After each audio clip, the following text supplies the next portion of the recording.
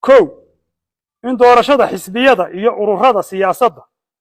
ee ku beegnayd 18 Diseembar 2023 dib loo dhigo lagana dhigo 13 Noofembar 2024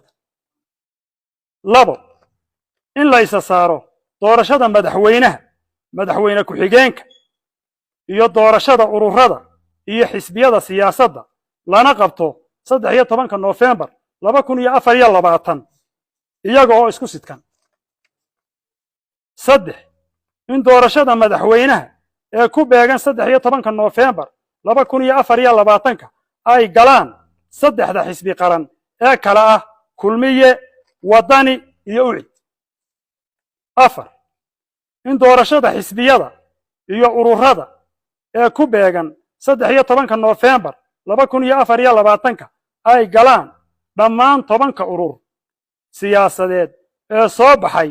iyo saddexdii xisbi qaran ee hadda jira waxaana ka soo baxaya doorashada saddex xisbi oo sharci ah lix in komishanka doorashooyinka qaranku soo diyaariyo jadwal midaysan ee doorashada madaxweynaha iyo madaxweyne ku-xigeenka iyo ururada iyo xisbiyada siyaasadda in la curiyo lana dhammaystiro xeerarka dhiman ee khuseeya doorashooyinka kor ku xusan sideed in xukuumaddu iyo xisbiyadu la shaqeeyaan guddida dabagalka fulinta go'aamadan kuwaasoo ay magacaabeen ergada dhexe